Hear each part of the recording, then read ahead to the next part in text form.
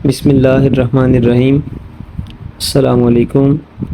जो स्टूडेंट्स, उम्मीद है आप लोग ठीक ठाक होंगे, खैरियत से होंगे। बच्चों, आज हमारा लेक्चर है दी लंग्स। आप जानते हैं कि हम क्लास 10 की बायो कर रहे हैं। हमारी लेक्चर नंबर 5 है और जो हम चैप्टर कर रहे हैं वो पहला है, यानी कि वैसे नंबर बनता है 10 वाला, यानी कि गैसेस एक्सचेंज। तो उसका जो आज हमने टॉपिक स्टार्ट करना है वो लंग्स।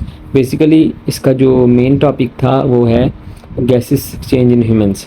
इसके दो हिस्से थे, एक हिस्सा हम पढ़ चुके हैं, द एयर पैसेज वे। तो आज हमने इसका दूसरा हिस्सा करना है, दी लंग्स। तो बच्चों, इसको स्टार्ट करने से पहले एक दो बातें ज़रा गौर से सुन लें। बेटे वो ये है, आप जानते हैं कि आमतौर पे जो लेक्चर मैं अभी तक अपलोड किए हैं, जितने भी लेक्चर मैंने अपलोड किए हैं, वो ज़्यादातर लेक्चर ऐसे ही हैं जैसे आप भी मैं आपके सामने रिकॉर्ड कर रहा हूँ। यानी कि इसी तरह कह लें कि जिस तरह से स्क्रीन रिकॉर्डिंग है, बाकायदा तौर पे उस तरह का लेक्चर नहीं है जिस तरह का क्लास में लेक्चर दिया जा सकता है।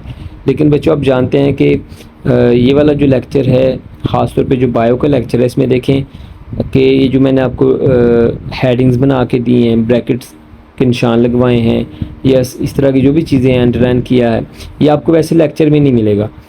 लेक्चर वो भी डिलीवर किया जा सकता है, लेकिन उसमें मैं समझता हूँ कि ज़्यादातर बच्चे ज़्यादा चीज़ें समझ नहीं पाते। तो उसमें मेन पॉइंट फिर ये ज़हन में रखते हैं बच्चे, बाकी सारा जो है वो इधर उधर हो जाता है। तो मैं चाहता हूँ कि आपको हर चीज़ एक एक वर्ड का पता चले कि ये वर्ड क्या है, इसका मानी क्या है, और इस लाइन में वो हमें जो आथर है वो क्या बताना चाहता है, क्या हमें समझाना चाहता है। तो एक एक पॉइंट आपके ज़हन में आए, क्योंकि बोर्ड का क्वेश्चन पेपर बनना है आपकी बुक से। तो अगर आपने बुक को फॉलो किया होगा, अच्छे तरीके से नोट्स अच्छे तैयार किए होंगे, तो जहाँ से मर्ज़ी जैसे मर्ज़ी क्वेश्चन करेगा, इंशाल्लाह आप उसको बेहतरीन आंसर देंगे। लेकिन अगर आपने सिर्फ चंद मेन पॉइंट ही ज़हन में रखे हुए, तो अच्छी तरह से चीज़ें याद ना की हुई, तो फिर मुश्किल हो जाएगा। इस वजह से मेरी ये कोशिश है कि आप लोग थारोली रीडिंग करें, अच्छी तरह से उसको समझें, और फिर जैसे मर्ज़ी वो क्वेश्चन बनाए उसका आंसर करें। तो इंशाल्लाह मैं आपको एक एक पॉइंट कोशिश कर रहा हूँ समझाने की, कि हर एक, अगर एक आधी लाइन में भी कोई डेफिनेशन है वो भी अलग की जाती है, अगर कोई हेडिंग अलग बनती है वो भी अलग की जाती है।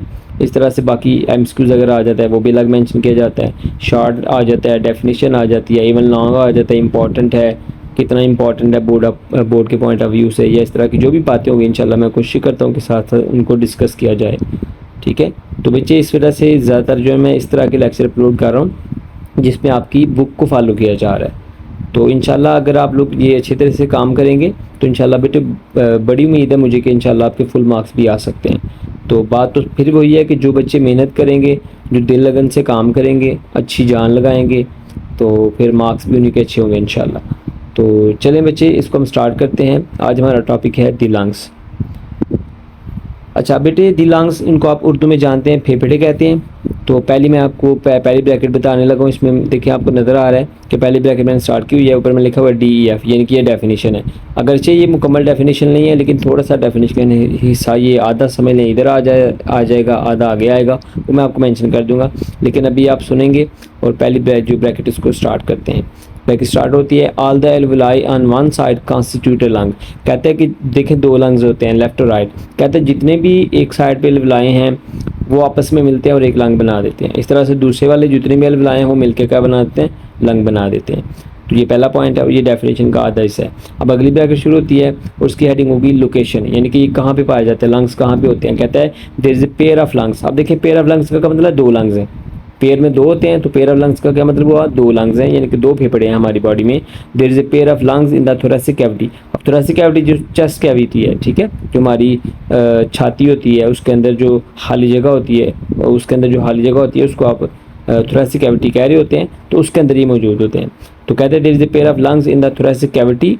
ये डेफिनेशन मुकम्मल हो जाती है, सॉरी हेडिंग मुकम्मल हो जाती है। हेडिंग इसकी लोकेशन है। फिर उसके बाद नई ब्रैकेट शुरू होती है, द चेस्ट वाल is made up of 12 pair of ribs. अब कहते हैं जो चेस्ट वाल है, यानी कि अगर आप गौर करें तो हमारी जो छाती होती है, हमारी जो चेस्ट होती है, उसके अंदर 12 जोड़े होते हैं रिब्स के। टोटल 24 जो रिब्स होती हैं वो होती हैं, यानी कि हमारी बॉडी में जो चेस्ट है उसके अंदर जो रिब्स होती हैं, जिसको पसलियाँ कहते हैं, वो 24 होते हैं। तो 24 होती हैं और जो पेज होते हैं वो कितने होते हैं, 12। तो ये एमसीक्यू वेरी इंपॉर्टेंट है, अक्सर बोर्ड में पूछा जाता है कि बताएं कि जो पेयर ऑफ रिब्स हैं वो कितनी है। वो कभी पूछ लेता है 24 हैं, कभी वो 12 पूछ लेता है। तो पेयर आपने ज़हन में रखना है, सिंपल है कि पेयर्स अगर पूछे तो 12 हैं, अगर सिंपली वो पेयर का वर्ड इस्तेमाल ना करे, सिंपल पूछे कि कितनी रिब्स हैं तो फिर 24 होंगी। तो उसके बाद कहते हैं द चेस्ट वाल made up of 12 pair of ribs, जो चेस्ट वाल है, जो छाती की दीवार है, उसके अंदर 12 जोड़े होते हैं रिब्स के। And the rib muscle called intercostal muscles, और रिब मसल्स होते हैं जो रिब्स के साथ मसल जुड़े होते हैं उनको इंटरकॉस्टल मसल भी कह रहे होते हैं। तो यहाँ पे ब्रैकेट बंद हो जाती है, उस ब्रैकेट की हेडिंग होगी इंटरकॉस्टल मसल। अगर आप गौर करें तो जो इंटरकॉस्टल मसल है उसको मैंने अंडरलाइन किया हुआ है, इसलिए मैंने अंडरलाइन किया हुआ है कि ये जो इंटरकॉस्टल मसल की हेडिंग है, यानी कि जो ब्रैकेट है वो पूरी ब्रैकेट आप चेस्ट से लेके यहाँ पे ख़त्म कर देते हैं, उसकी हेडिंग क्या होगी, इंटरकॉस्टल मसल्स। यानी कि ये वाली जो आपको मैं चीज़ें बता रहा हूँ ये बहुत कम आपको मिलेंगी, क्योंकि ये साथ साथ नोट्स भी बनते जाएंगे और आपका लॉन्ग क्वेश्चन भी बेहतरीन तैयार हो जाएगा। ये जब आप लॉन्ग करेंगे उसको हेडिंग्स प्रॉपर दे के करेंगे तो आपको एग्जामिनर जो चेकर है वो बहुत अच्छे मार्क्स देगा। चले बच्चे ज़रा इससे आगे चलते हैं नए पैराग्राफ पे। वो हमें बताता है कि the left lung is slightly smaller, कहता है जो बायां फेफड़ा है वो थोड़ा सा छोटा होता है। एंड हैज़ 2 लोब्स, और उसके 2 लोब्स होते हैं। अब ये देखें, ये भी हम बन जाता है आराम से कि जो लेफ्ट लंग है उसके कितने लोब्स हैं, 2 हैं, 3 हैं, 4 हैं कि 1 है, तो आपने कहना है जी 2 हैं। उसके बाद कहता है जो राइट लंग है and the right lung is bigger, जो दायां फेफड़ा है वो बड़ा होता है विद 3 लोब्स, और उसके अंदर 3 लोब होते हैं। जो बायां फेफड़ा है लेफ्ट वाला है उसके 2 लोब्स होते हैं, और जो राइट वाला है दायां है उसके 3 लोब्स होते हैं, और ये थोड़ा सा बड़ा होता है। ब्रैकेट बंद होगी, ठीक है। उसके बाद ये इसकी हेडिंग आप लिख सकते हैं साइज़, ठीक है, लंग्स का साइज़ क्या है, या फिर लोब्स भी आप लिख सकते हैं, इसकी हेडिंग ये भी हो सकती है लोब्स ऑफ लंग्स। अच्छा, उसके बाद हम चलते हैं ज़रा नई ब्रैकेट पे। तो बेटे नई ब्रैकेट पे अगर आप गौर करें तो मैंने दोबारा से DEF लिखा हुआ है, यानी कि डेफिनेशन थोड़ी सी ऊपर हो गई थी, थोड़ा सा पोर्शन यहाँ पे है, तो अब उसको मिला के इसको मिला के पूरी डेफिनेशन बन जाएगी। कहते हैं दे आर स्पॉन्जी। अब स्पॉन्ज आपने देखा होगा, इसको स्पंज कह रहे होते हैं, यानी कि क्या नाम है, स्पॉन्जी जो इलास्टिसिटी होती है जिसमें जो फ्लेक्सिबल होता है, दे आर स्पॉन्जी। अब ये फ्लेक्सिबल होते हैं। एंड इलास्टिक आर्गन्स, ये इलास्टिक इनके अंदर मौजूद होती है इलास्टिसिटी, यानी कि आप जानते हैं कि फेफड़े जब हवा आती है इसके अंदर फिल होती है तो वो फैल जाते हैं, जब हवा बाहर निकलती है दोबारा वो अपनी जगह पे पहुंच जाते हैं। तो ये इनके अंदर इलास्टिसिटी होती है। इलास्टिक ऑर्गन्स हैं और स्पॉन्जी ऑर्गन्स हैं। तो they are spongy and elastic organs. The lungs also have blood vessels that are the branches of pulmonary arteries and veins. अब कहते हैं जो लंग्स होते हैं उनके अंदर ब्लड वेसल्स भी होती हैं, ठीक है। तो वो किसकी ब्रांचेस होती हैं, पल्मोनरी वेन्स और आर्टरीज की ये ब्रांचेस होती हैं, तो इनके अंदर ये मौजूद होती हैं, यानी कि लंग्स के अंदर ब्लड वेसल्स भी मौजूद होती हैं। बहरहाल ये इसकी डेफिनेशन मुकम्मल होगी। अब डेफिनेशन कहाँ से होगी मैं आपको दोबारा बेटे मेंशन करके बता देता हूँ कि डेफिनेशन देखें, पहला यहाँ से लेके यहाँ तक आएगी डेफिनेशन में, फिर आगे यहाँ से लेके यहाँ तक आएगी डेफिनेशन में, ठीक है। अच्छा बेटे उसके बाद हम चलते हैं ज़रा इससे आगे। तो इससे आगे चलेंगे तो हमारे पास आ जाएगा नई हेडिंग है, यहाँ पे नई ब्रैकेट शुरू हो जाती है और हेडिंग होगी प्रोटेक्शन।